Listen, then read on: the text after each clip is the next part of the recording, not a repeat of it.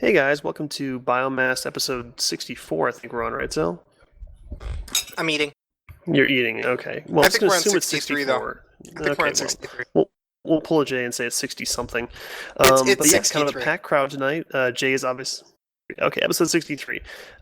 Packed crowd here today where Jay's obviously not here. He's still in the process of moving and he will be for a couple of weeks. So we will attempt to drive this train without derailing completely, but we'll most likely fail. But yeah, so basically, we're gonna have a pretty long show. Probably we'll try to get through these interviews pretty quickly, but we'll apply introductions. Go into a CPM update if there is anything. We've got SMB and Xel here. They can talk about that. Probably talk about the election dates that have been announced, the official election dates, and when that's going to all happen. Probably a brief overview of the STV voting system, which is what we use for the CPM update. Then we'll probably roll into CP2 interviews. We have Xel who will be leading that, and Bait might be joining us. He's kind of in traffic right now, so if he hops in later, we'll bring him in. And I think we've got 4 people that are going to be interviewed today, so we'll probably have to kind of make it a quicker version than what we're used to.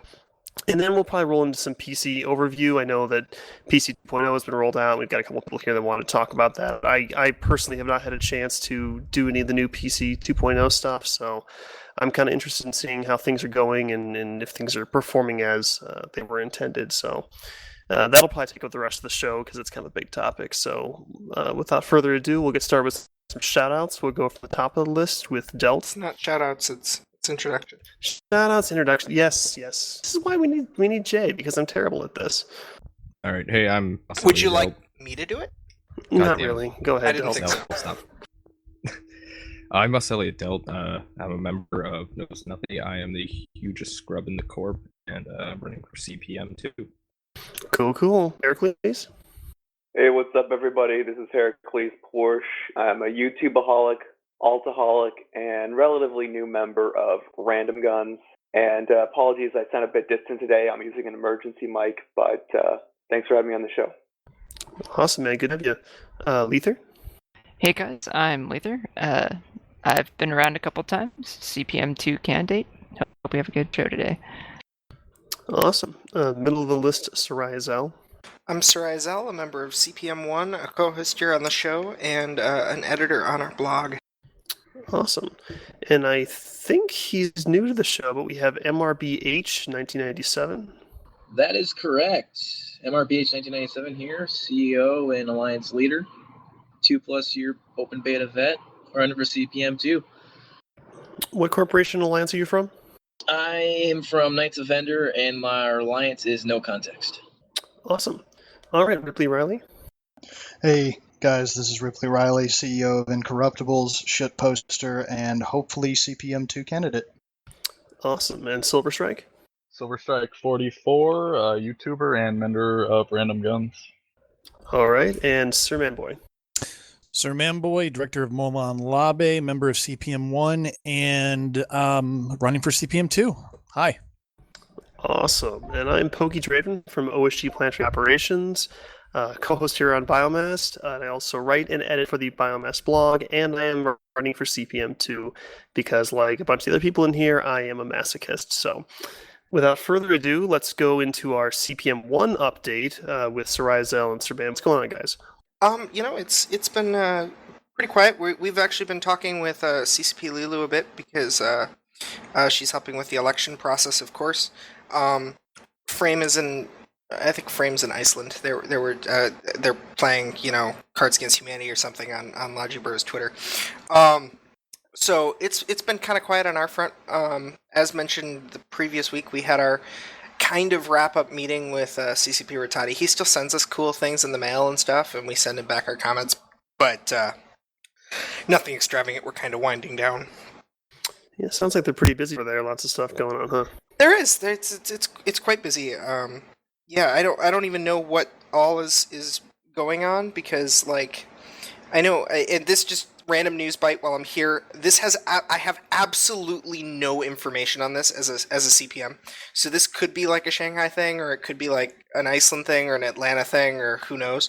is I know there was like a new trademark filed for like Eve Gunjack, which kind of sounds like it could be like Project Nemesis as a final name, but I don't know. Like that would be my guess. That was the guess that I thought was probably the most spot on, but I don't actually know anything. So they're definitely up to stuff though.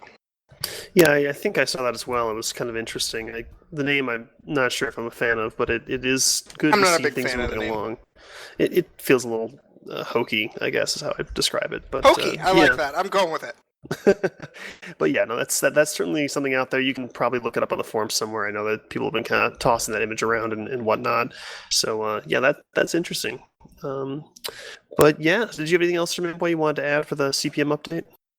No, I think Xel pretty much covered it. All right, sounds good. All right, guys. So as you know, obviously we've been doing a lot of interviews at Biomassed for the CPM2 candidates, and while the elections had been officially announced, we didn't actually have official dates yet. So those dates have since been announced. Let me pull them up here so I have it exactly right. Okay, so basically there's a 2-week period for candidates to submit their application on the Dust 514 website, and that's anywhere between July 15th and July 29th, between downtime, basically 12 GMT. So you just go on the website, there's a form you fill out, it's pretty simple, though to be fair, there is issues currently with the submission process. So if you are applying and you enter your information, you hit submit, and it doesn't give you a confirmation screen, your application probably did not go through. So keep trying. If it's not working, I think there's an email on the form somewhere. We'll have to get confirmation on that. But there's an email you can send your information to, just a backup to make sure you're actually, get your name in the hat, so to speak. And then, hopefully they can work out those issues with the application form. So once that's through, also make sure that you send a copy of your passport in as well. You need to actually have a valid passport for the CPM. That is a requirement, so you need to send that in. But yeah, and then so the candidate submission period ends on July 29th, and then on July 30th, the next day, voting opens for 2 weeks, and it goes until August 13th, and that closes the downtime as well. And so the voting will be through the Dust 514 website. It's not through the client. You actually have to go online and vote there. But yeah, that's pretty much it. So those are the official dates. It's gonna be a pretty quick election cycle here. I mean, we have 2 more episodes of this show before election opens up on the 15th, or on the 30th, sorry. And then we'll have 2 weeks of voting, and then that'll be it, and they'll announce it shortly after that. I think on the 17th, they said. So it's a bit shorter than last year. It wasn't a 6-month process like we had before. So, personally, I'm pretty glad to see it a little more expedited. So, anything else on that, Xel, before we move on? Not really. I mean, I'm a little. I kind of wish it was a little slower. The big thing for me is that some people don't feel comfortable campaigning before they've submitted their candidacy or something like that. And there's literally going to be 24 hours between the closure of candidacy, where we will officially know who is running and who is not, and voting opening. So there's not really a lot of time for some of the candidates who are the later people coming out and announcing to really get their word out. Like people people who've been talking about their campaigning for months already are fine, but it's really tough for people who just announced to make themselves known. Well, particularly if you're not in the spotlight. I mean, if you're not like a well-known character or player, rather, it's going to be kind of hard to push your name up pretty quickly. Because I think last year there was a grace period between candidacy and voting, right? Yeah, there was, and there's not even like the board for posting about your candidacy isn't even open right now. So and voting starts in like 10 days.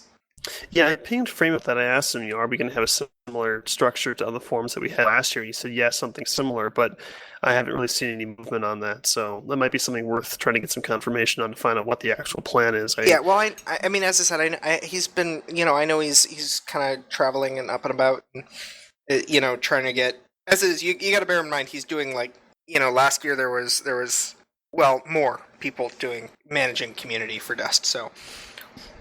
Yeah, I don't mean to criticize him. I'm just saying that obviously things are pretty busy over there with things moving around, and I kind of get the feeling that the election is kind of being pushed through quickly to get it done in prep for things to come. So I can kind of get the rush, but we would be nice to kind of get some confirmation on that. It does feel rushed. I mean, my other peeve, and I'll voice my peeve.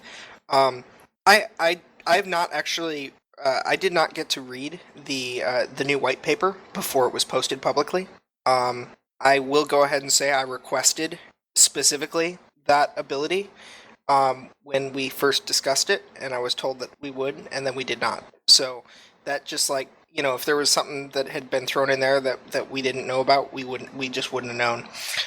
So it's. I feel like some of those steps and checks that I don't think would be skipped for the CSM process feel like they've been kind of rushed through for us.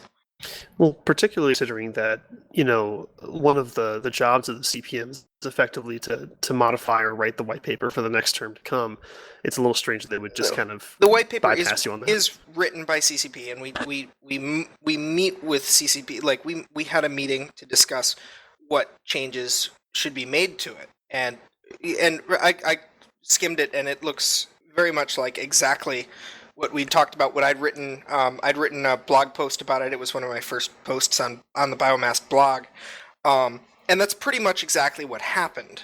But it's one of those things where I feel that the council should get more of a chance to review things than sometimes that it does.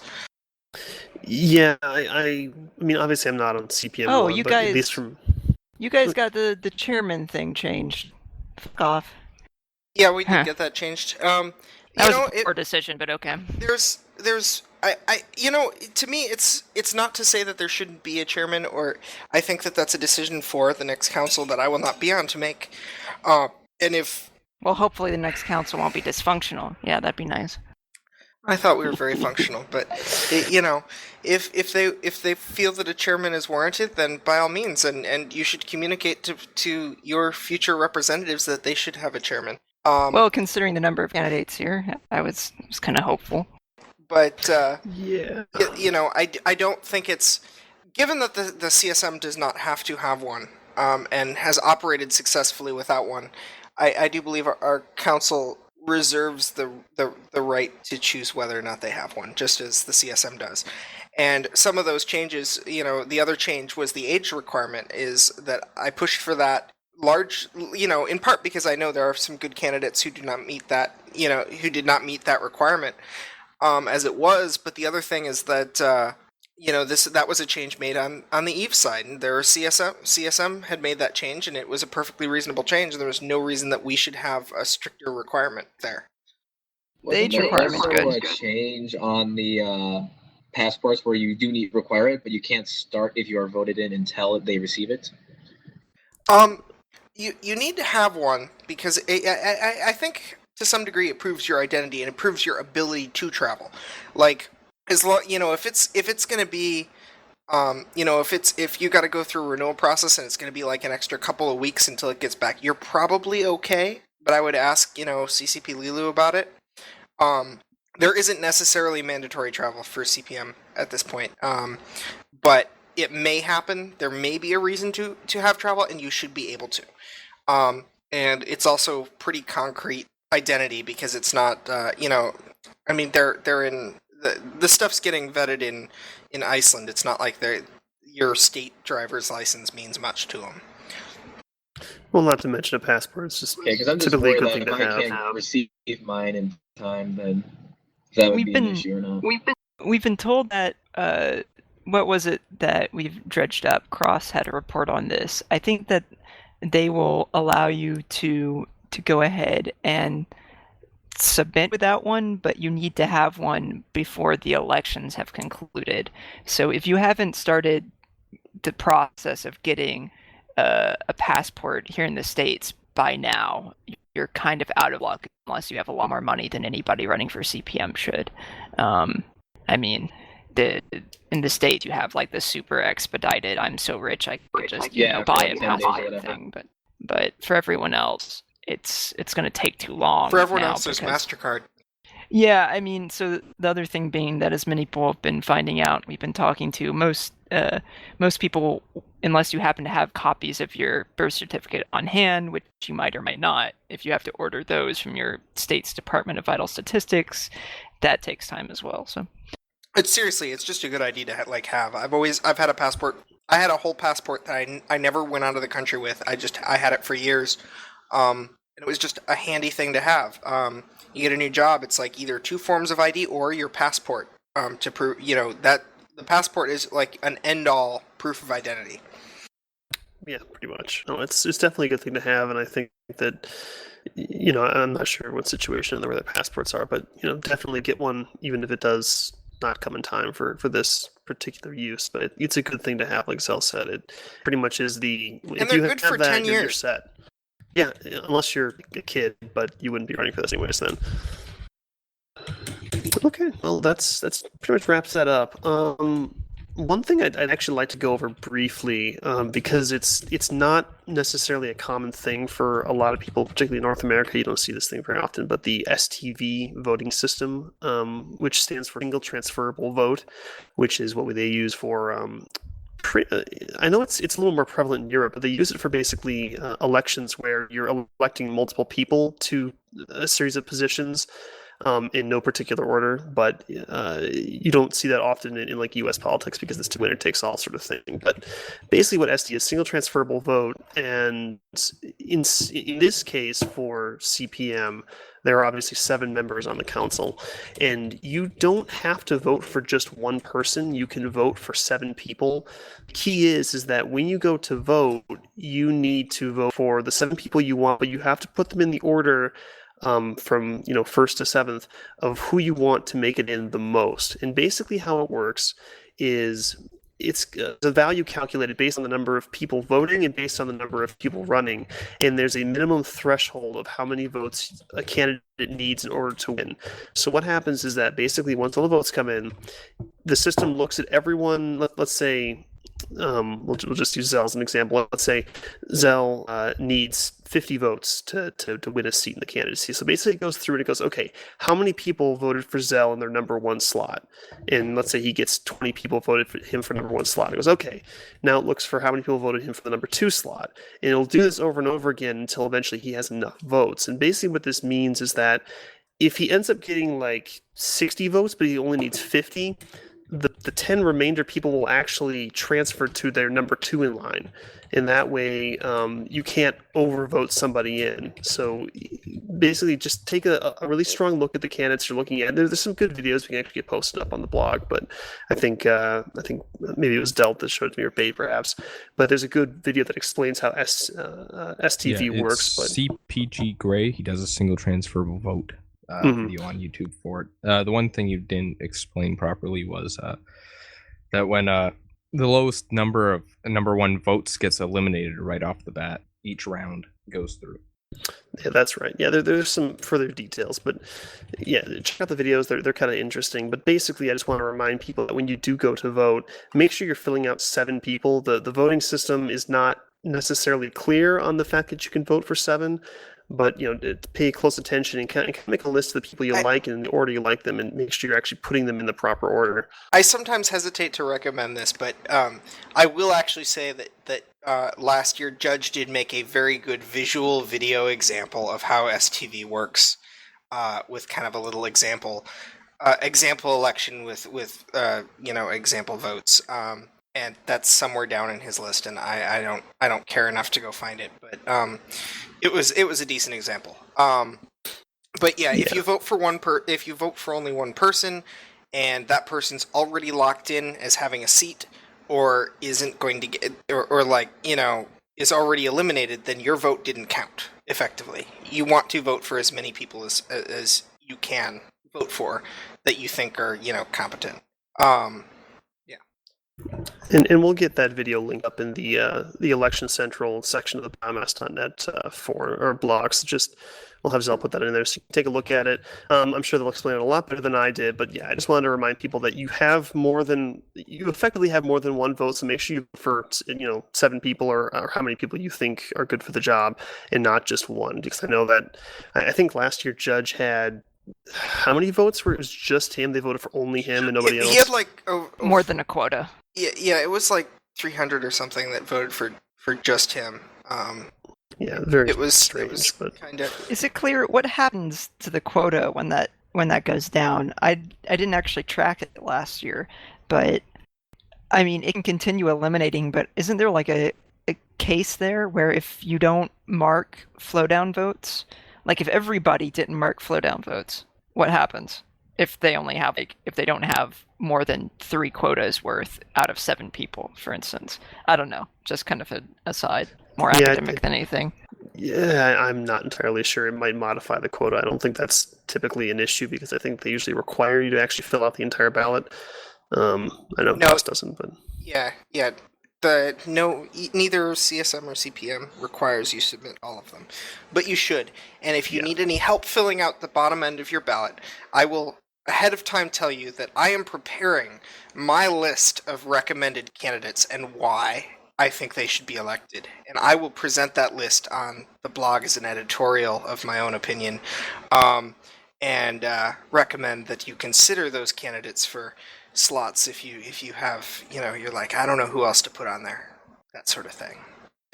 yeah. And just to clarify, if you really want someone to win and you think they're a strong candidate, but can't necessarily, don't make the assumption that, oh, I don't need to help them by putting them in my number 1 slot because everyone else will Seriously, do that. Because put your best candidates at the top, because as long as they get in, your vote, if they're locked in to get a seat, your vote will roll down to your next best choice. So there's definitely people who, last year said, well, I didn't want to put him in my top slot because I thought he was just going to get it anyways. So don't do that. Put your best choice in the top slot. Make sure the people that you absolutely want to get in, and then everyone else will hopefully follow as well. Yeah, I mean, when you make your choice, assume that no one else is voting. Assume that you're the only one voting. Don't consider what everyone else is doing, because take your best pick and stick them in the top slot. Because there were situations, if you actually dig into the results from last year, where people would have probably won had they been higher up, but because they got so many, like 3 or 4 slots, they basically got booted because they didn't have enough number 1 slots, and that can happen. And so, like I said, like Xel said, if you like somebody, stick them in number 1. That's the one that's most likely to count. Everything else below that is increasingly less likely to actually count as a vote. So we'll get that video up, and it'll hopefully make sense to people. It's actually a really good video, the one that we're going to link, so it's pretty good. With that said, we should probably move into the interviews. We've got a bunch of people in here, and I believe did Bait make it? Yeah, he needs to intro himself, but okay, he's going to be right back, though, he said, so... Okay. I'm not sure if he's back yet. Yeah. Well, we'll let him hop in when he's back, and we'll just have you start off. Obviously, I'm running, so I'm going to kind of hand the show over to Xel because I don't want to sound impartial here. So we're gonna give the reins of the show over to Xel, and him and Bait are going to actually do the interviews. Totally, a blog run by where one of the people is a candidate has any way of being completely impartial. No, we do our best. We do our best. You can ask Xel and Jay. I've been very, very standoffish to anything. I had to like harass Pokey into making like banners for the blog for candidates, because I'm like, okay, you're just gonna make one template for everyone, including yourself. It's perfectly even. There's no way to make this discriminatory. Just freaking do it. Pretty much, but yeah. So we'll let Xel take the reins from here, and we'll get this. Done. Okay. So we have 4 candidates on who have not previously been interviewed by us. Since we don't have a lot of time left before the election, I want to try and get everyone in here. I'm going to ask the first question on Bait's list, and then Bait will show up and intro himself, and he may actually intro himself before I finish monologuing myself and my crud. What we're going to do, okay, he's here, so he's going to intro himself, but what we're going to do is we're going to ask a question, and then we're going to give each candidate a specific time to answer that question, and then if other people have comments after that's okay, but a lot of these probably aren't really relevant to other people's comments. And so while each person is answering, please give them the floor, do not interrupt, etc., because it's going to be their time to shine, as special snowflakes that they are. So Bait? Hello, everybody. I'm Aiwha Bait, Director the Demonic Cowboys and writer for the Biomassed blog. And without further ado, as Zell was saying, we do have 4 CPM candidates in the room with us. And those are Delt, MRBH, Ripley Riley, and Leither. And so I'm going to start with Delt, and then we'll pass it around. So the first question is, who are you and what is your play style in the game? All right, great. I get to go first. I'm Mossellia Delt. I was director of military centers for quite a long time, 2 years and a bit. I had alts in Not Guilty and Pure Innocence when they were doing PC, and currently in those as a my style is master jack of all trades, I should say. Yeah. Was he breaking up for anyone else? Yes, he was. Oh, You may want to have him repeat that because I caught like half of it. No. No. Delt. cycle to someone else Hello? and give him time. Okay, then Leither will pass the. Oh god. That's not how that was supposed to go down. You asked for it, buddy! Well, hopefully my connection won't fritz. I'm Leither, and so I usually describe my game style based on what I do in the game rather than, a lot of people like to say logi or heavy or whatever. I've done all that. I haven't picked up heavy since the beta, though. I originally played Mag, which is how I got into Dust, and I started Mag as a regular player and eventually ended up as an organizer, and that's why I stuck with here on Dust. Particularly with organizations that take anybody who has a mic and an arm to shoot people with, and getting them into competitive fights. Those have been the types of organizations that I've really liked to play with in my time here. Of course, I've played a lot of Ambush solo recently, so I do have a interesting slice of experience. Been around since closed beta, I guess, back in May 2012. Is that right, guys? Yeah, it is. So that's the story. Awesome. Next, we'll pass to MR. Did you say to MR? Yes. All right. So my game style or gameplay, I'd say, would be that I've literally done every role in this game. Kind of like Leither, I came over from Meg, which is why I've loved this game, because it gave me the whole feel and kind of idea of that whole game with the large multiplayer. You had the assets, you had all that kind of stuff. But I originally started out as just a vehicle specialist, so I've done tanking since before, when there was, you had the assault, not just the assault ADSs, you had logis, dropships, you had the logi labs, the scout labs. I've seen all of that, all the different modules.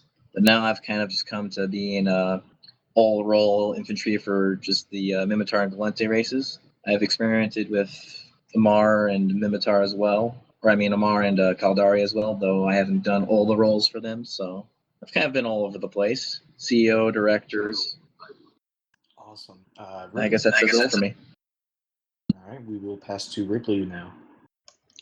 All right, so as far as who I am and where I'm from, I started playing Dust just a few days after the Uprising 1.0 launch date. I played Eve briefly, and I heard that it had some kind of first-person shooter bastard child, so I downloaded the game, started playing it, fell in love with it. Didn't come from Mag, although I hear it's amazing. I wish I could have. As far as what I do in game, I love to squad with people. I love to get and be social and just generally make fun of this game in-game and just mess it up, tear it up, do whatever I want, although I prefer assault roles if I can, because patience is not one of my virtues when I'm in a match. Would prefer to be up in your face and getting myself killed repeatedly while you laugh at me, and yeah, that's pretty much me. All right. Second question is... Can we go back to me? Oh, yes. There's my mic still Yes, stuck. Delt. Yes, thank you. Go ahead. All right, I'm Mossellia Delt. I am a member of Knows Nothing. I was director for 2.5 years of military centers, and I had alts in Not Guilty and Pure Innocence, which were PC raiding corps way back when, during Chronos. My playstyle would be described as jack of all trades. I'm sort of good at the plasma cannon. All right, thank you. So the second question is, I'd like you to tell us about yourself. Well, no, we just did that. Okay. Why do you want to be a member of the CPM? And Leither, we will start with you for that question. Sounds good. I considered running last year and was a bit busy last year. Didn't know what my time would look like. That's changed this year. I've had some time to look at it. Dust has changed a lot in the last year. After the fan fest of the years ran together. 2014, the bad one. Things were kind of looking down. It looked like we were maybe getting a kind of forced port. That there wasn't going to be a lot of development done. That's all kind of turned around for Dust. Whether or not we're getting a port is an interesting question, but at the very least, long-term things are back on the table. And that's why I want to be a CPM member. That's what has always inspired me about Dust, that it's a game where we can look at features as a community that have to be implemented on a long-term time frame. And we can discuss those and focus that discussion and actually start prioritizing that kind of thing. That's what I want to do on the CPM. That's what I want to be if I get elected.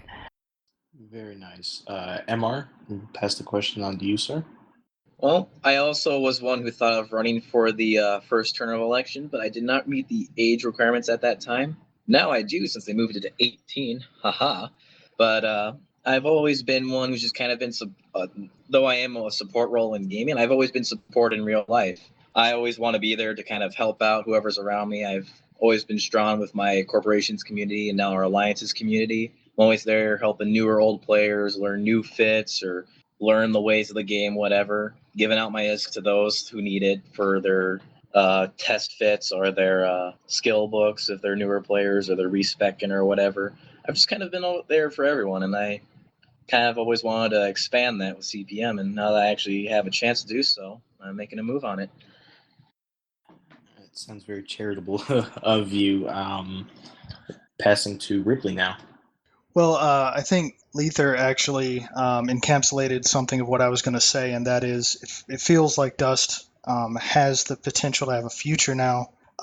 With that being the case, I want to be one of the voices that helps guide CCP with your input, and I feel like I can do that very well. I do not take myself seriously, but I take what I do very seriously, and if given the chance to be a CPM, I want to really tell CCP what the community wants, what they desire, and how they feel about the different features and things that CCP wants to implement.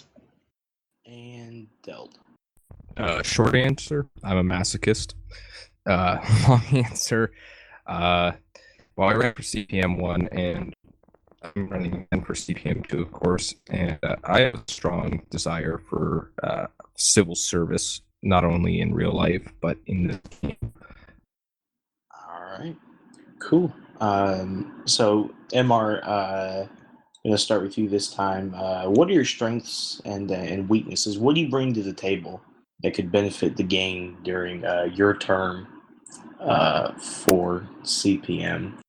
Well, I'd definitely say my strengths would be my experience, because I've been here since open beta. I've had 2+ years in my corp and the last couple of months of my alliance with management, so I've kind of been around everywhere. I've played all the roles. I know the game mechanics quite well, so that would help me kind of help the community get their ideas towards CCP and maybe help them word them better so that it looks beneficial or whatnot. I'm also always making myself available to not only my corporation, but my alliance members or other people if they need to talk to me. I mean, I got my email, my Skype, I got our corp website. I've always tried to make myself there and available, and I always check all those daily and hourly, some of them even. So I'm not hard to reach. I'd say for my weaknesses, though, is that I guess I am going into college now here shortly, so that could affect my time to be available. All right, Ripley? As far as strengths are concerned, probably my number one is going to be I'm approachable. I really enjoy interfacing with the community, getting in squads, doing whatever they want to do, and interacting in faction warfare and pubs or what have you. I'm in project management, so I understand things like timelining, creating goals, setting expectations for the community and CCP. As far as weaknesses are concerned, I do have a couple blind spots in my knowledge of the game. One of them is actually shrinking a little bit, and that's PC. I'm learning more about it, especially with this PC revamp. Shout out to Jadek and his clever use of rating. And then, real quick, double back to my strengths. While I haven't done everything in the game, I interface with lots of people who have, and I think I actually learn more indirectly from them because I get it. Secondhand knowledge. Why are you not enjoying this, or why do you like being a Logi? Why do you like being AV? So on. And Dell? Well, my experience in the past, it worked for Turbine. They're another company as a tester. I did alpha and beta testing for them, so I have previous experience working with a company, a gaming company. I was a indie developer at one point as well, and my weaknesses. Well, I can be an asshole sometimes. I guess that's a weakness. That's no problem. You've just described 75% of the Dust community. Leither, what are your strengths and weaknesses? What do you bring to the table for this CPM? As far as strengths, that same experience that I spoke to before, I was an organizer back on MAG. I was a PC coordinator for Rise of Legion back when PC dropped here on Dust, and continued to be a director and organizer in corporations, trying to bring especially newer players into the game. That's my experience based in Dust, and I've seen about all the shit there is to see, both in terms of PC glitches and the sticking points that keep people from sticking around on the game. In terms of real life stuff, I'm a math guy. I'm a data analyst, and I'm hopeful that that's a useful skill to have as far as Rattati's concerned. On the weaknesses front, I am 110% a bitter vet. I've been around for about as long as anybody that I've ever spoken to except Nova Knife, and he doesn't even play anymore. And my raw enthusiasm for being a cheerleader for the game has kind of soured over the years. I'm not going to spin things more optimistically than they are. On the other hand, I have a really long history of advocacy for issues such as, say, tier-side team deploy, and more recently spawning mechanics. Just a selection of stuff that I've been advocate for, both in game, on the forums, and didn't need a CPMC to do that. All right, Ripley, we'll start with you this go around. What are your thoughts on a port? What would you like to see Dust go to, whether that be PS4, PC, or God knows where else it could possibly go? Okay, well, gonna be honest, I know this isn't the popular opinion, but I really feel that Dust's long-term longevity would best be served on PC first. Porting to PC has many advantages, but I think one of the chief most advantages would be there's nothing between CCP and us, the community. It's just them in the game. They can roll out patches at their leisure. There's no third party, no Sony to deal with, even though I know that CCP has a great relationship with Sony right now. I mean, look at Valkyrie. That's all well and good. After a successful PC port, I would happily welcome the PlayStation 4 crowd and, get them as part of the community. That being said, we just need a port, guys. Like, seriously, we need to get the game off the PS3 before it, tragically dies. All right, Dell, what are your thoughts on a port? Me? I'm a big fan of the PC, personally. I understand that the community probably wants the PS4. I wouldn't be opposed to the PS4, but personally, PC. It has you can update it when the game gets bigger and whatnot. It's just an easier platform to keep going with after a while. Leither? Well, I'm on the PS4 front. I bought my PS3 originally for Mag, and I've had one for Dust. All the people that I usually play with, and most of the people that I seem to interact with, are here on the PS3, and they can't move. Like, they're not gonna go haul out a bunch of money and try to convince their spouse and family that they need a PC to connect the living room TV. It just doesn't work like that. So yeah, I'd like it on the PlayStation 4. I think FanFest 2013 showed us pretty much how viciously people respond to the idea of being abandoned by CCP after supporting them on Dust on PlayStation for so many years. And MR. Though I would like it to still be able to go to the PS4, I do agree with Ripley and Delt that the best option would probably be PC, because that would not only allow CCP to do more, whether it be graphically or with game mechanics itself or so forth, because they've been working with PC with E for how long, but it'd be easier to have a larger community on there as well and get more support for the game compared to if you have it on as a PlayStation exclusive. I would still like to see it on PS4 and have that included, because I mean we were able to connect the PlayStation PS3 servers now with Dust to the Eve PC servers, so I could easily see that it could be on both PC and PS4 in the future, with both Dust communities interacting with each other. Could I add just one point to the PC platform?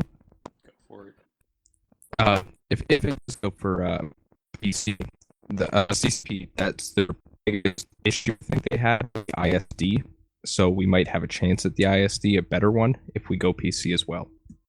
All right, that has been noted. So we are on the final question, and Leither, we'll start with you. Sell me on voting for you. Sell the community on your platform. Why should you be in the number one spot on the ballot this year? Well, I mentioned the answer to a previous question. I have a really long history of advocacy on long-term issues with Dust. You can go and look up my forum history, and I'm available on other platforms. But I've sat advocating for things like Tiericide for years. I've sat advocating for things like Team Deploy for years. I've sat advocating for things like map design changes, which are crucial to trying to even out some of these redline situations, and spawning mechanic changes. These are, again, just a sample of the things that I've advocated for, to try to help focus on long-term issues in the community. And that history of advocacy, combined with the history of being involved with the guts of the game, from PC to just playing solo, that I think, if you're going to vote for me because of that. All right, Delt, why should we vote for you this term?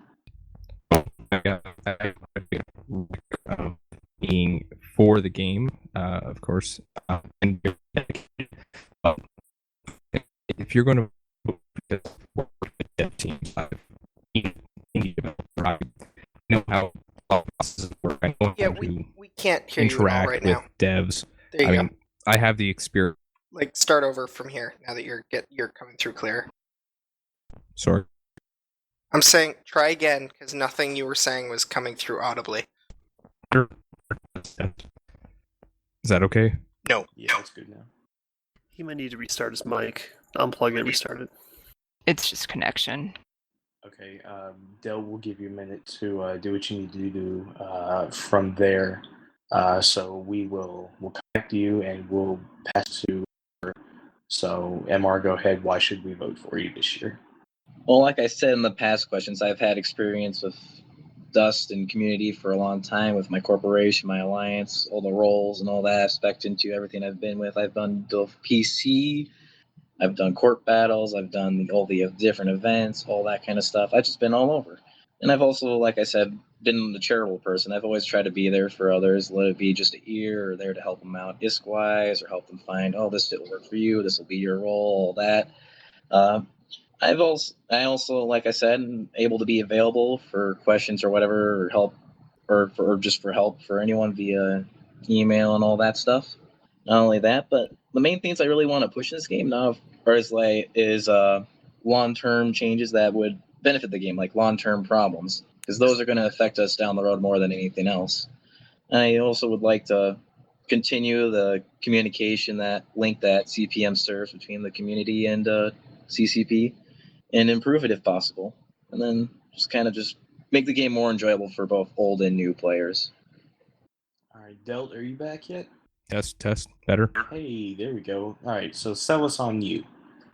All right, I'm a dedicated player to the game, but that's not why you should vote for me. You should vote for me if you really want impartial, almost unhumanly unbiased voice for the game. I've worked as a developer. I've worked with developers with the company, not CCP, but Turbine, and I know the ins and outs of working with developers and that sort of stuff. Awesome, man. And we will end with Ripley. Did Leither get to go? Am I that unmemorable? Guess I know who's not voting for me. Did we really miss Leither? We did. Poor Leither. God damn it. Okay. Ripley, go ahead and we'll come back to Leither. We did do me at the beginning. We did. Don't fucking mess with me like this, man. I was just trying because Ripley didn't remember. Okay. Ripley, All right. go ahead, man. So you should vote for me because I am going to be approachable, accessible, and I want to be the person that the community can reach out to, joke with, talk to CCP, interact with CCP constantly. Like Delt said, try to be impartial, though. I believe that my ability to kind of manage expectations with CCP and the community will allow us to kind of understand each other better and know what CCP can produce for us in Dust's current state. Because I know we all want to port, but we have to work with what we have right now in Shanghai. So. Awesome. And that concludes our CPM roundtable. I will throw the baton back over to Xel. Yeah, that's fine. We've now coalesced into one being, apparently.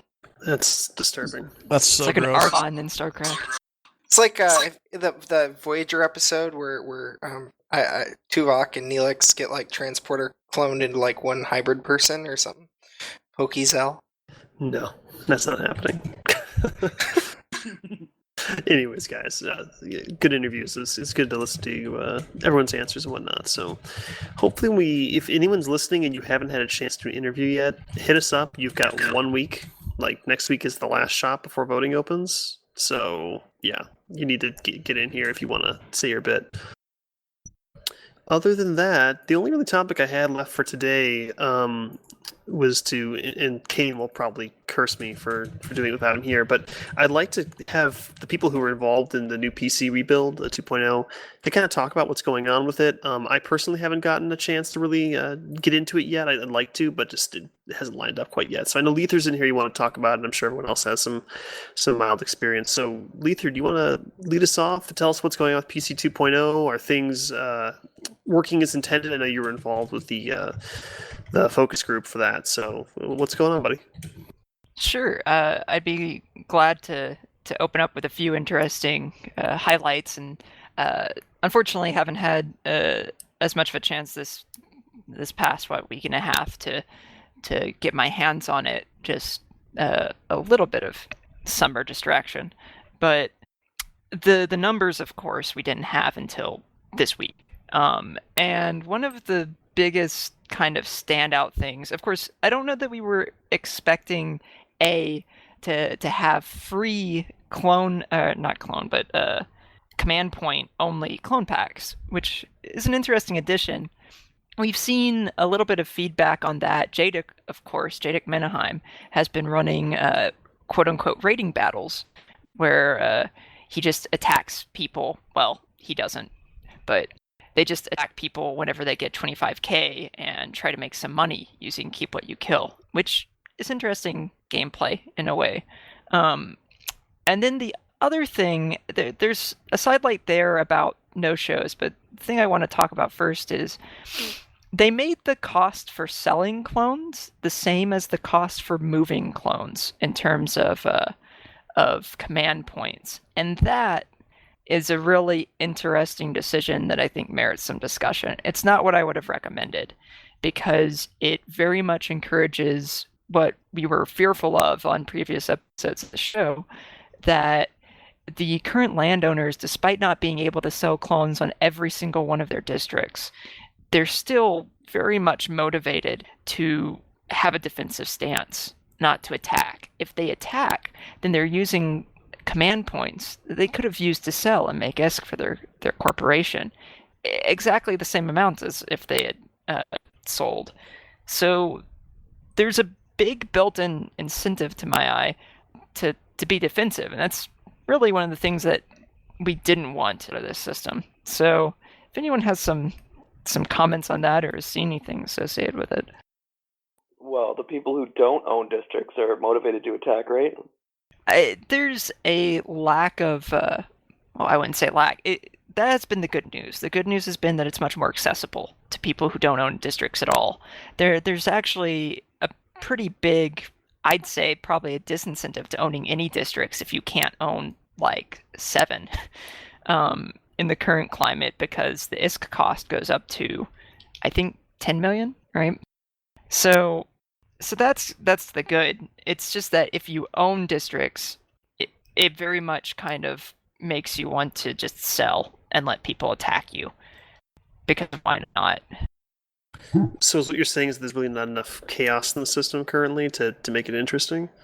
So the thing is, the previous passive ISK reward structure very much encouraged defensive play. It was more emphatic because you had auto selling of the overflow clones, and to get past the technical part, that means that if you had a district, it had a full bucket of clones, it produces any clones, those extra clones would be sold by the system, so that you never made your district vulnerable by selling off part of your defense pool. Okay, so they took that away, but that was extremely stilted towards encouraging defense. And because of that, we saw, like, eventually the DNS Blue Donut. Of course, even Eon, back when PC was a little bit more popping, had an incentive to take a lot of very strong teams, stick them under the same roof, and keep them from attacking each other. I mean, obviously that's a good strategy, but it was so effective because they were disincentivized from attacking even each other. And that kind of disincentive exists in this system as well. Well, I don't know if I'm speaking directly to what you're saying there, but I can just say from a personal standpoint, I feel like I'm getting a healthy amount of PC. Most of the battles are like friendly battles rather than all-out wars, so I just from my standpoint, I'm getting a pretty good amount of PC. It's good feedback, and we definitely need time to tell exactly how things will shake out. One of the things that I have seen in a forum thread and have heard around is that there are people who are dropping these 25k clone packs, who are dropping these 25k clone packs and then intentionally or not forgetting that they have an attack in 37 hours or whatever it usually ends up being, and they just don't show up. We talked about, I've kind of been banging the drum on no-shows and trying to find some kind of criterion for saying, if you don't turn up with this many people, then you just automatically lose.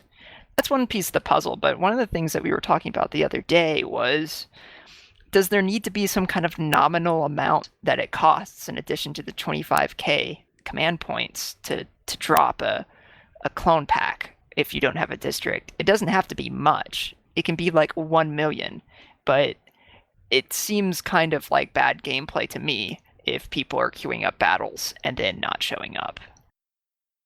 Could they add a command point penalty for not showing up? I don't know. That's the only thing I can think of. They can, but it's... I think what I've heard about it...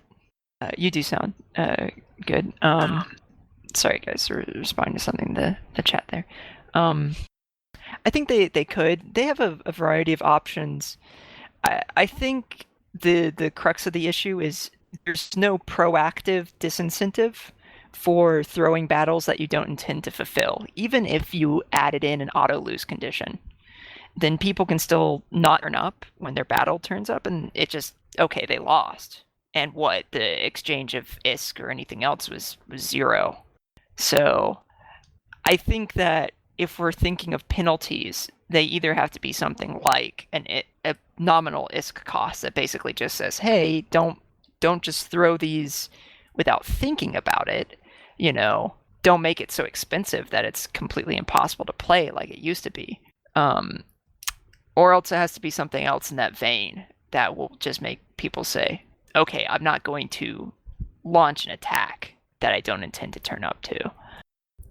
Well, to me, that almost sounds like you would potentially want something like a counterattack condition, where if you attack and lose or no show, then the enemy has some means of firing something back at you, and so you're disinclined from necessarily not showing up because they're going to just take your shit. And I'm not really sure how that would work necessarily if you don't have a district or what, but it almost seems like you want to encourage people to actually be there rather than, because they could actually lose something if they aren't there to actually defend their stuff, because there's an inherent risk involved with attacking. And that might come down to a difference between, a raid versus like an actual battle that's intended to flip. Like, a raid might be something that you can't be counterattacked on, but an actual flip is something you can be. And there's different, conditions for that depending on how you go into it. There's definitely. Go ahead, Bait, if you. Thank you. So you were talking just there, Pokey, about the a potential counterattack. Could that counterattack be a raid? So if Corp A is being attacked by B, but let's say Corp B doesn't show up, Corp A then has the option to raid or counterattack either Corp B's district, or if they don't own their district, their wallet, I guess. I don't know. Could that work if we fleshed out raid mechanics a bit more? Well, I mean, there's one thing on the roadmap that I think it's still there. I think it was called War Barge raiding. I'm not entirely sure what that means. But I mean, you could surmise that these attacks are being launched from somewhere. I assume a ship in space in that regard, and so you could have a sort of system where you're counterattacking on the ship that's actually launching the attack. So even if you aren't launching from a district, you still have a base, so to speak, that you want to defend from something like that from happening. It's an interesting question. I think here's my issue, kind of settled in amongst all of the no-showing rhetoric, is at the end of the day, we want people, we wanted to dial back the barriers to entry in terms of cost, because it was costing way too much to even try to get a PC battle together. I feel like the pendulum has swung just a shade, and this happens the other way, and now it's so easy to drop an attack. It's too easy. And we want as much activity as possible, as long as it's fun activity, right? In terms of like raiding and counterattacking, it's interesting, but at the end of the day, if I'm like a corp and I'm just thinking about breaking into PC, or don't even know what I'm doing, for heaven's sake, and just press like the attack button, and then someone counterattacks me, and then I no-show up to that one, and even if there's a disincentive, I might not even understand what's going on.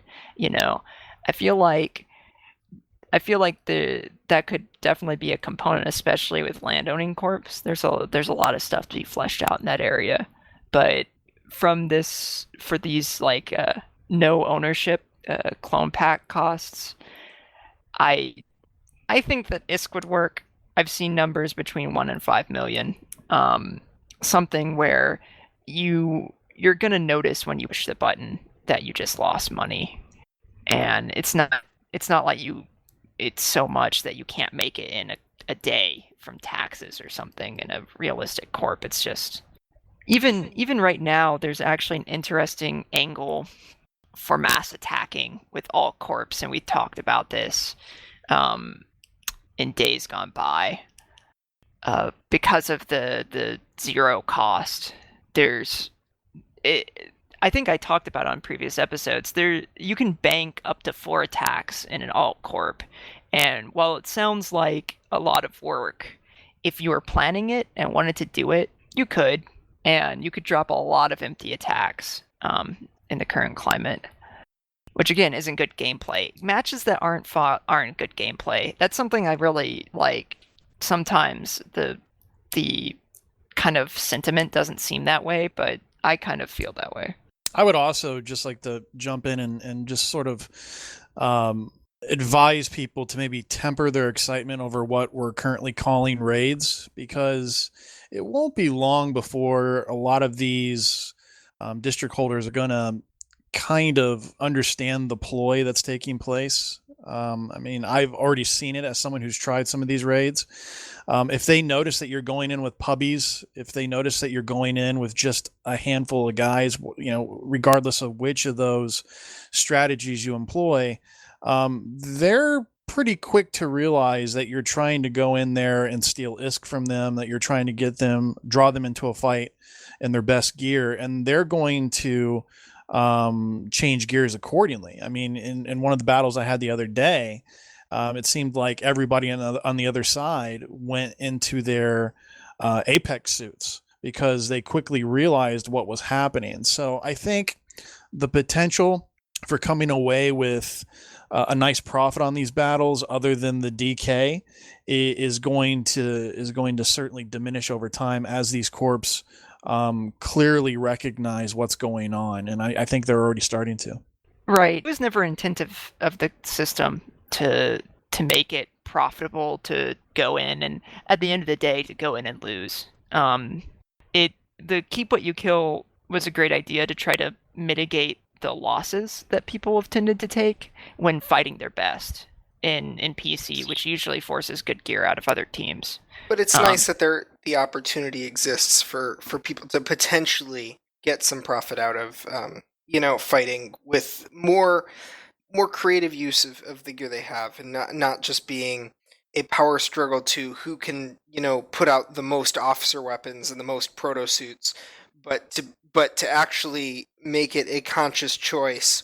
What tier of suit should I use for this fight to maximize my ISK, which is really what should always have been the win-loss criteria in most people's minds for this game. Is it should have been, was this profitable? I mean, this is corporations and mercenaries, and it always should have been, maybe I died 10 times more, but I made a lot more money than the other guy.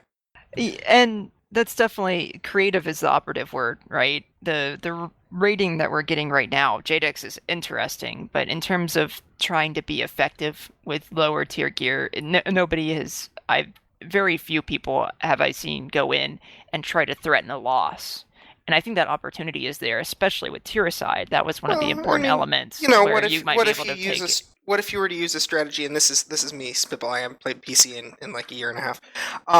What if you were to go in as one of those corps that was known for, just going in with low tier gear, and you start that out that way, and so then your better force that you're fighting, also goes for Apex suits, and then you break out the proto suits and try and mix things up. That could potentially be a way to throw people off. I don't know. It's an interesting. People have thought about it. The problem is the defender's advantage I've harped on in the past. Like, since you have to go in and prove that you're an Apex suit, most people will start out in proto. Nobody is that stingy, and then they'll go take over the map, and they'll have a supply depot, and they'll go switch back out to their Apex suits. And at that point, if you try to switch to proto, you might get an objective or two, but you're going to have to kill people because they're going to be redlining you, and they're going to notice. It's not impossible, but I do think there is a window where you could take a team of people in advanced gear who wanted to give it a good show and were fit pretty well, and you could do that, especially with the Tiericide. I'd love to try it out myself sometime and threaten a loss, right? But if you're not threatening a loss, especially when skirmish is like very important in the first 30 seconds of the battle, it's going to be difficult to come away with much profit. I have to agree with Xel, though. I do like that it kind of encourages a sense of only use exactly what you need to actually get the job done, rather than just go proto or go home, which is kind of what we saw in the past. It's nice to see people tailoring their gear specifically to match the enemy's gear and ramping it up just enough to actually secure the win, rather than potentially feeding the attacker's wallet with gear that's overkill. So I'm actually really glad to see that. I wish that behavior was more prevalent in more aspects of the game as well. Yeah, I would definitely like to see more intelligent use of gear in pubs and such, that it would be less cost effective, a lot less cost effective to run all proto than it is. Well, also, if you had a keep what you kill mechanic in pubs even, that would certainly encourage people to be more aggressive and get people out of the red line and to fight even in matches where they think they might lose, because it could still be incredibly profitable for them to do so. They have that a little bit. Doesn't your ISK payout go up a little bit if the other side loses a few proto suits? It's not as much as in PC, but I think it's in the ISK calculation somewhere. It is. There are breakpoints. It's unfortunately kind of like income tax here in the States, as far as I understand it. All the ISK that's destroyed, all the stuff that's destroyed goes into the pool, and the amounts are 120% up to some threshold of the ISK value of stuff that's destroyed. And once you hit that threshold, it goes to like 100, I think. And then after you hit another threshold, it goes to 80% of the ISK value of the stuff destroyed. Once the battle's over, it splits the pot. The winners get more, the losers get less, and then it distributes by where you are on the leaderboard. As long as they haven't changed it since closed beta. Since they haven't told us about it for a while. My best payout game was one where I got 1.4 million, and that sort of came out of nowhere. That was definitely the best payout I got in a pub match since that day a long time ago. That was really glitchy. Yeah, Porsche. That match definitely there was a whole lot of proto suits on the other team, and you had a whole bunch of war points. It definitely both are very they're factors. Yeah, you said they thought they had you. They had some. They lost at least a couple officer suits. We know that. Yep, that as well. Yeah, I still think the war points is the biggest determiner of your payout at this point. I had a payout that was over $1 million the other day, probably about a week ago, and it came in a match where I had like 6,600 war points. So I don't know how much actually killing and destroying things contributes compared to the war points, but I do feel like the high war point games are the ones where you're going to see your payout be considerably more. I don't know if it splits the winner and loser's pot on a proportional basis based on how much of the war points in total you have for your team, or if it's just on the leaderboard basis. Or it could none of this. Like I said, the last time anybody updated us on these mechanics was back in closed beta. There was a dev blog about it, and they talked a little bit about it. So, Leither, I know that when this rollout of PC 2.0 came out, it wasn't really intended to be a end-all final iteration. It was obviously kind of a let's fix the glaring issues and get a decent foundation set up for future expansions. Within the PC community, what sort of things are people discussing about what they would like to have happen next in terms of PC and what features and additions and just potentially changes they'd like to see?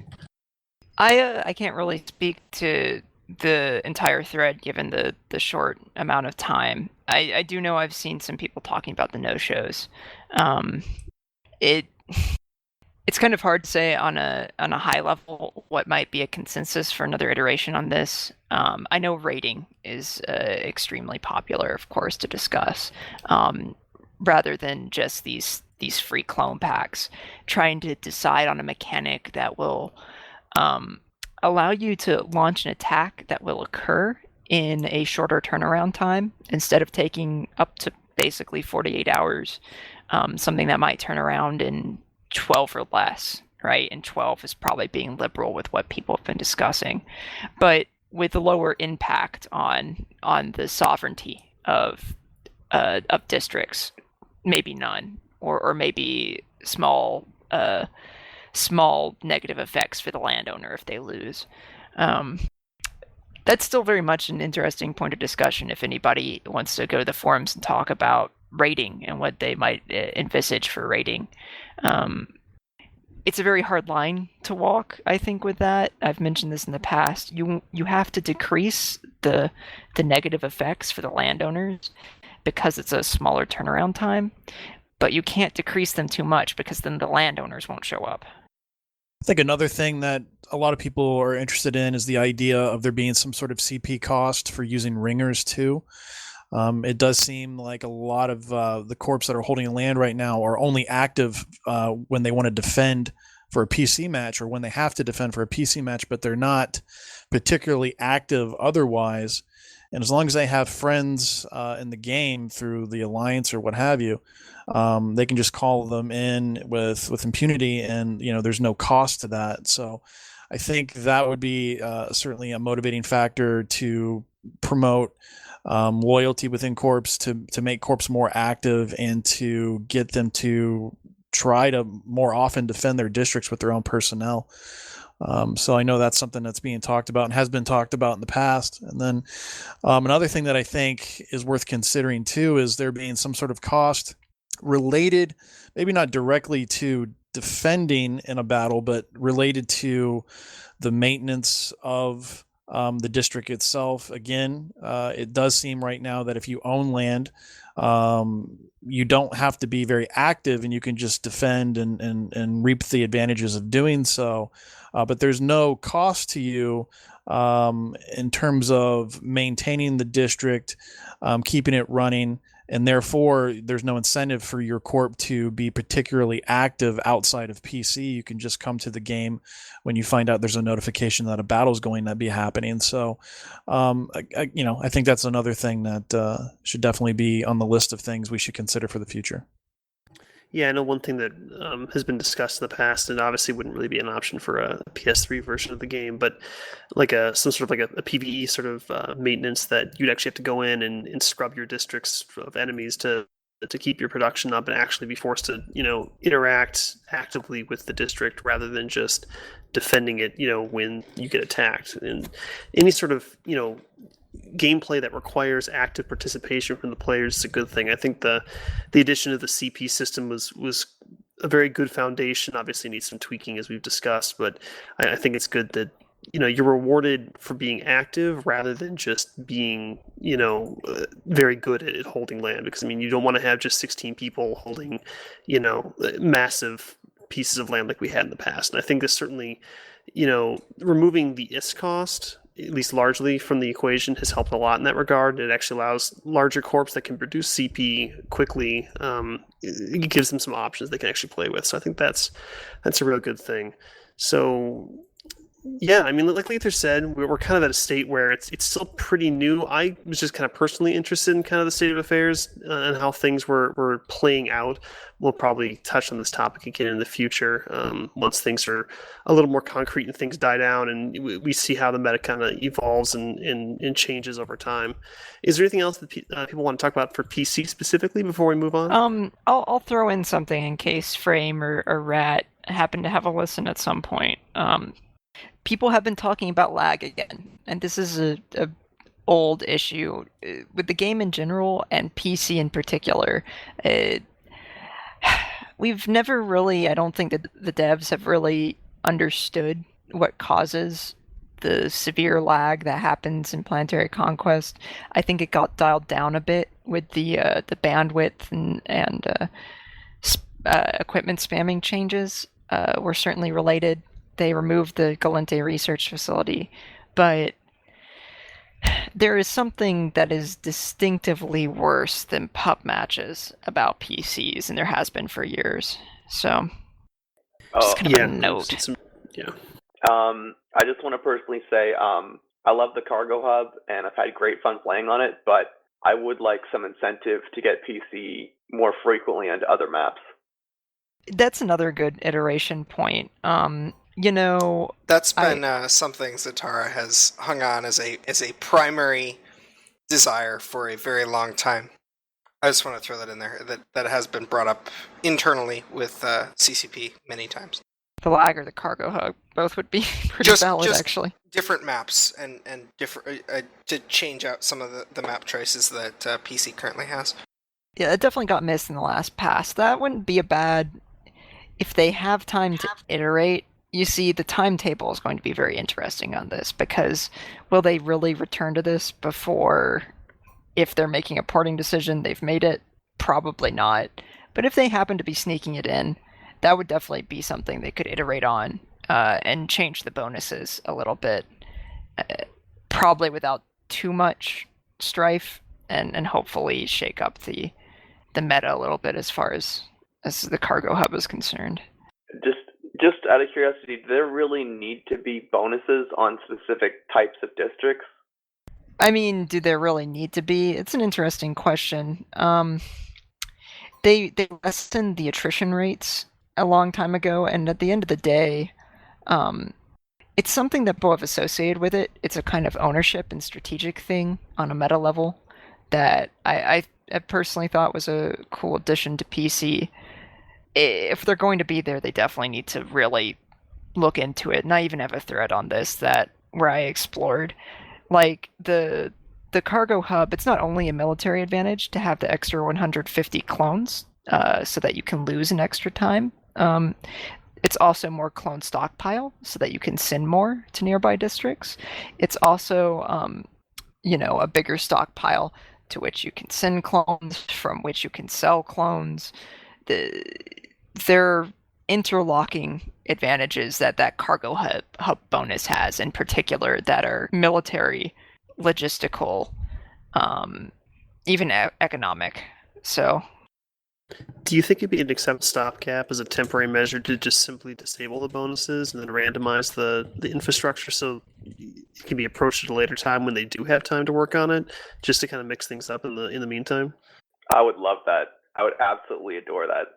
Because, I mean, like Leither said, you basically have one that's going to be the biggest, most useful one, and people are going to naturally flood to that. I would love to see actual bonuses. I think it's a very, like Leither said, it's a very cool kind of meta game. It's got strategic value. It adds depth to the actual, overall PC Warzone. But, obviously things are in the move. We can tinfoil all day about it. But if they don't have time to give it a proper fix, it might be worth just trying to do something quick that can actually make it a little more interesting. Because, the cargo hub's fun and all, but after the umpteenth time of playing on it, it gets a little old, and I think people would probably appreciate a bit of a change in that regard. Might not be a bad idea. The other ones are more tame, and always have been. If, heaven forbid, if we got a group of people or even a forum thread started on a reasonable bonus that looks a lot like the other ones, that could also be passable, right? One of the two options, probably wouldn't be a bad idea. If we can't come up with something, then just ripping them all out. As much as it hurts, I advocated for ripping the pacifist out when it wasn't working, so this is not that much different. I mean, there's some maps that have never been in PC, right? Do you mean sockets? Yeah. Well, it's like line harvest. Definitely. There. Yeah. Do you mean socket? Do you mean infrastructure? Do you mean large sockets, or do you mean maps? Sorry, I get those terms confused. I guess I mean sockets.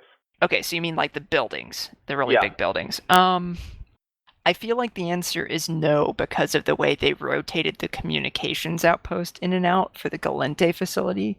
They've rotated the Skyfire battery for the cargo hub a couple times. So I think that all of the large sockets that are large sockets have made an appearance. Now the maps, it's true that many of the maps aren't available, but the ones that aren't in PC are ones that can't host large sockets, A, and B, most of them are kind of even grossly less balanced than the ones that do run in PC. And I can't, as much as I like variety, I can't advocate for say, inserting Line Harvest or inserting Border Gulch, because those maps aren't balanced at all. The new Caldari socket, just off the top of my head, it's never been in PC. It's fairly new, but it's one. Isn't that the production facility? No. Well, the newer one that kind of has that bridge type road going through it. I don't know. It's one of the newer maps. It's newer socket rather. I think that's either Border Gulch, or I'd have to look at the names again. No, well, I'm talking socket. I'm not talking map at this point. Let me look. Carry on. I'll go check the forums. Yeah, I'm trying to think what I'm talking about, right? I'm not entirely sure, honestly. You're talking about the one with the. It's got like the multiple levels, and you can sit in the rafters. There's all the rafters on the ceiling. Yeah, with the big fucking spire that goes up through the middle of it, right? Yeah, that's the production facility. Yeah. No. Yeah, Okay. Alpha's Pretty sure. in Well, let's try that with the one. MCC map they took out. No. Okay, well, maybe. No, the production Okay. facility, okay. No, I'm not talking about the Um, map with the big mushroom, or the other one with the big mushroom. No, that's the Biomassed. That's something else. I'm looking at Frame's list right now, and it looks like the answer to the overall question is no. It looks like all of them have rotated through at some point. I think the one you're thinking of is the production facility map. It's the one that has a lot of ramps, for lack of a better, like an egregious amount of Here, ramps. okay, I'm gonna go get one of my videos. Give me a second, I'll link it. Well, I'll show here, you guys let this me- map I'm talking about. Let me also link this forum thread. Okay, where well, they you have guys can't link things in voice. So. Yeah. Well, okay, so Just- I'm trying to just show. We're the rest trying of to you what I create an mean, and then- entertaining show Well, here. okay, all right. This isn't all right, just like so- I'm trying to go fast so we this can isn't talk the about Skype it. channel here. Come on. I was linking it and was hopeful that we'd access the resources and then we could talk about it. For those viewers who are Okay, that- interested in viewing this is a forum thread. It's under map feedback on the forums, and it is specifically the sticky thread in the Outposts subforum. Okay, that was a way longer answer than I was expecting. But let me just say, like, as a slightly newer PC player, as someone who hasn't been here since beta, I've played pretty much the majority of my matches on the Rings map, and if it wasn't the Rings map, it was the production facility. Yeah, that makes sense. So as someone in my situation, I would really like to see just about anything else in PC. Yeah, okay. You like the Kaldari production facility, but that one's never. That's not actually the production facility that are on districts. I don't. That one's fairly new. That one hasn't been in PC. Is what I'm saying. I think they Yeah, rotated it there's in. confusing usage of names. I think looking at this thread, it's called basically the map I've always played on is Spine Crescent or Skirm Junction. That's been it. Well, That's so a map, for, not a socket. right. So Sorry, in terms of the map maps, socket. I get those mixed up. yeah, in Okay, terms yeah. of the maps, there are only 3 that are in the pool, but they're the only 3 that are anything like balanced, even though they're not quite balanced. Yeah, so if you mean the map with the bridge, I know what you're talking about. That one's, very common. Anyways, with that aside, let's move on from PC and start kind of wrapping this up. Were there any other topics you guys wanted to hit on real quick before we move into shoutouts? When was the last time you guys tried the assault scrambler rifle? Earlier today, and I felt dirty. When I can go 18-1, there's something terribly wrong because I can't aim worth shit. About 5 minutes ago. Ambush is bad. Domination is bad. That wasn't the question, so... Game is bad. What? He was asking when you used the assault scrambler rifle last. I also felt dirty using it. I just saved up points for the Amar Apex Logi, and it comes with the blueprint of that rifle on it, and it felt pretty powerful. So I was completely untrained in it, and it was like blueprint standard, and it was doing work. It was ridiculous.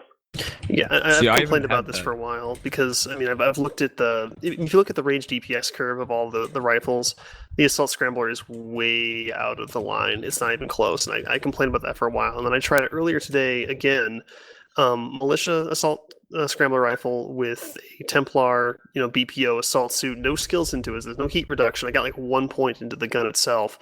And again, I went 18-1, and that's better than I do with my favorite weapons in the game. Like, it was just ridiculous how fast I was melting everything in sight.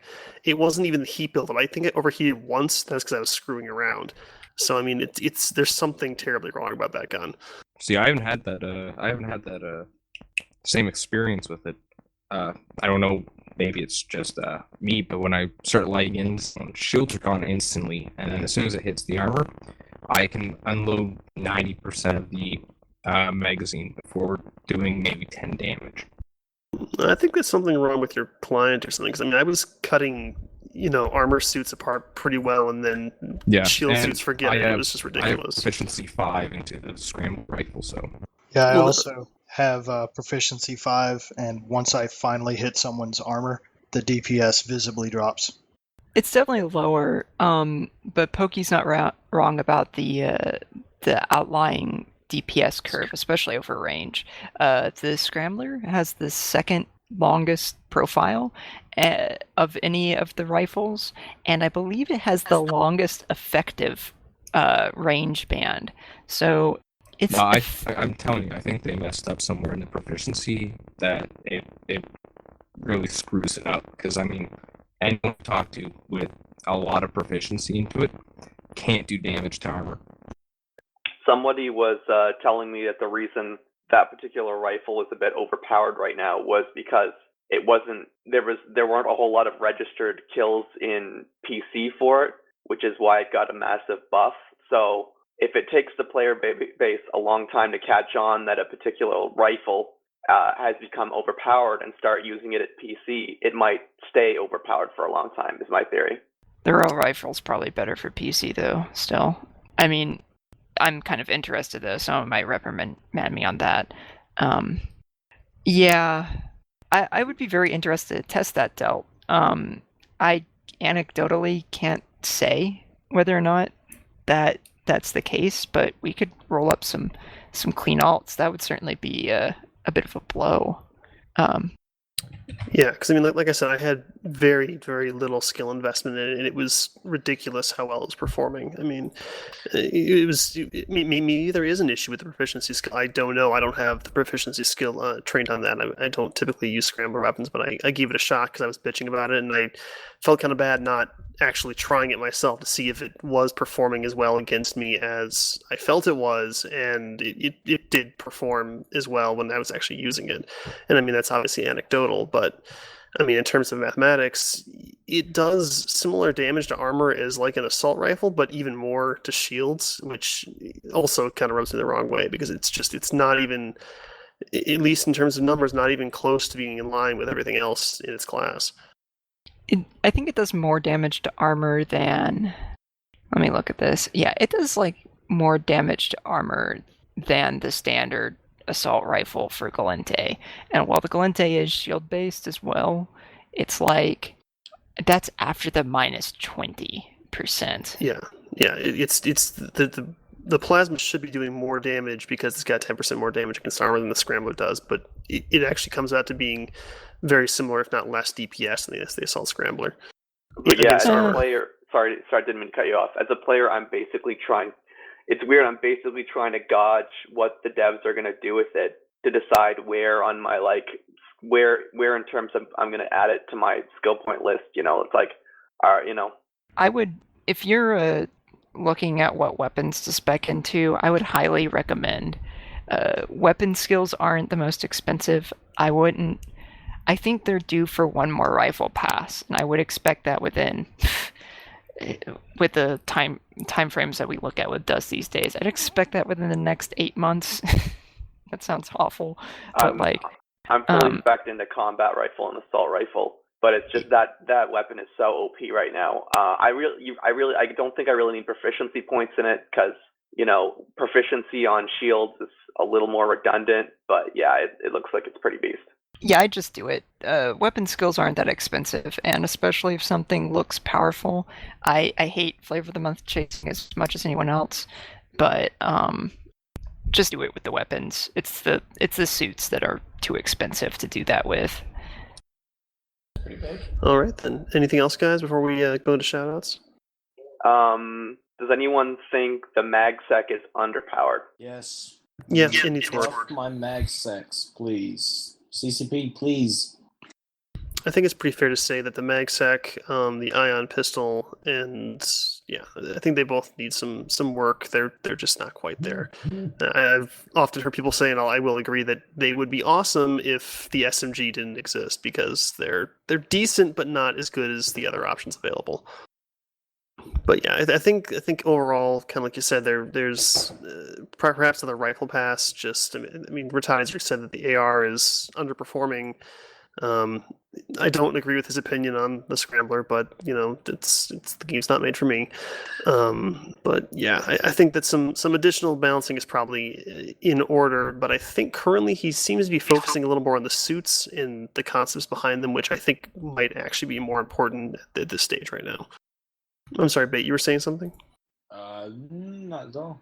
Oh, okay. Other than the SMG is fucking OP right now.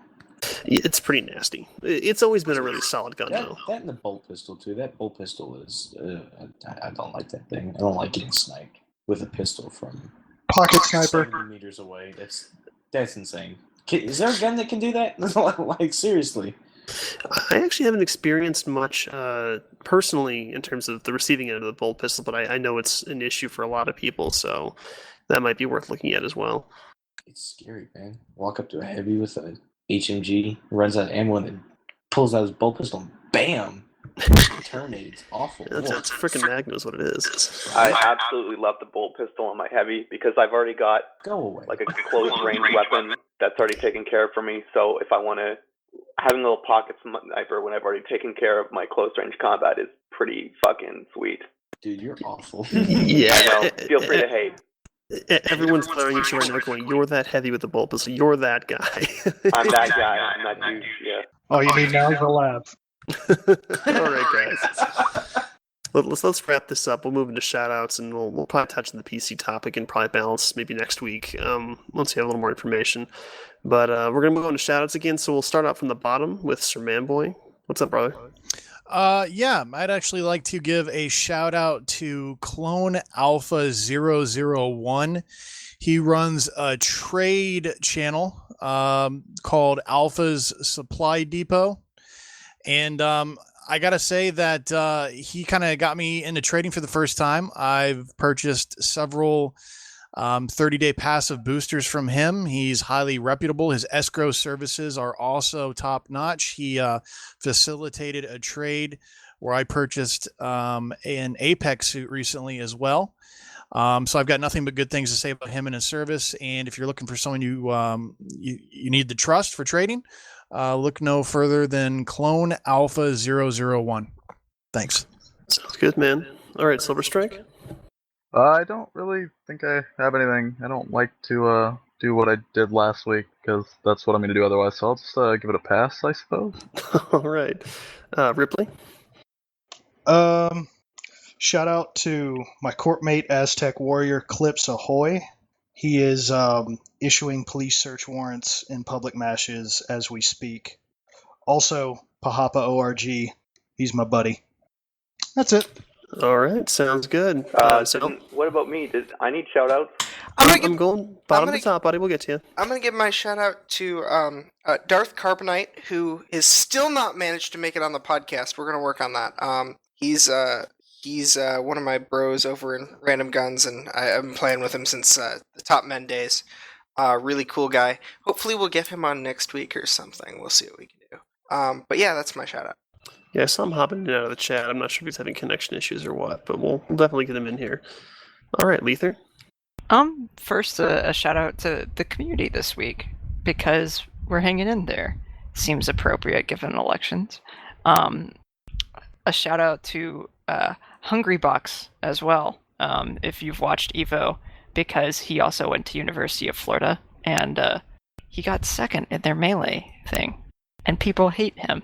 So, and I mean that in the doctors hate him kind of way. All right, man. Heracles, you're up. I'm gonna shout out you, Silver Strike, since you're right here, and since you shouted me out on last week's episode and basically gave me the tech support I needed to actually get on Mumble. I'm gonna shout out Jadak, I'm gonna shout everybody who's helped me with the channel. I'm gonna shout out Jadak. He designed one of my thumbnails and has just been overall helpful to the channel. Primordial Cockroach, who lent me 3 skins the other week and helped me produce some videos that way, so thanks for trusting me with those. And lastly, I want to shout out Klinsman Alves, who's my most frequent commenter on my YouTube channel and Facebook buddy now. Yay! So thank you, everybody who's helping out the channel that way. Fantastic. All right, Delt, you're up. The show Commander Pitch, who was the guy who got me into the game. Thank you. Who else? My parents for producing. And BG, because I quit the game a long time ago. All right, man. Yeah, you might want to consider hardlining your connection in next time. You're breaking up pretty bad throughout all of this. So. All right, man. Cool. Bait, you're up. Hey, I'd like to shout out the Reddit subreddit Dank Christian Memes. If just go there, man. It's fucking hilarious. Thank you, Ripley, for showing me that. Great. I'd like to shout out Armand Doreen of the Logistical Combat Corporation for being a fan on the show. Met him in the Black Market Trade Channel. Did some business with the great guy. Thank you for the kudos, man. I'd like to shout out Devilish Killzone. Fucking hate your scamming, but that's beside the point. Had one of the more interesting conversations with him that I've had on Dust in a long time. To shout out to Jay at Menaheim and everybody in the Negative Feedback Corporation / Alliance for organizing the raid Saturday night and being on the receiving end of our malicious shenanigans. Yeah, and then that's everything I've got. Awesome. All right, for me, I've got two shout-outs. First one's going to be shout-out to Jaysyn Larison. As we said before, he is actually moving his family literally from one corner of the country to the other, so he's going to be out for several weeks here. But shout out to him. I hope things are going well for you. I know he was complaining about traffic in Atlanta earlier today, but hopefully things go well, and I hope you make it there safely. Second shout-out's going to Foxgate. Isn't he in Tennessee or something now? Yeah, I'm not sure where he is currently, but I know he was on we Twitter need like saying we need like the equivalent of like this of like a Santa tracker, just like a Jaysyn tracker, so we can like map him across the United States. It'd be great. Maybe we'll make that the title block for today's episode. We can have a map of where he is currently. But yeah, my other shout out goes to Fox Gaden on the forums. He wrote a really fantastic endorsement thread for me. I really appreciate that, man. It's great to see that you've been watching what I've been trying to work on in the forums, and I really appreciate your support in the CPM2 election. And hopefully things go well, and I hope I don't let you down. So aside from that, guys, thanks for putting up with my rambling throughout the night. Jaysyn normally does a far better job than I do, but we got to make things work while he's moving. So thanks for putting up with me, and thanks for showing up for the show. We're glad to have you on here and to talk about your candidacy, and best of luck in the election. So with that said, we're probably going to call episode 63 to a close. So in the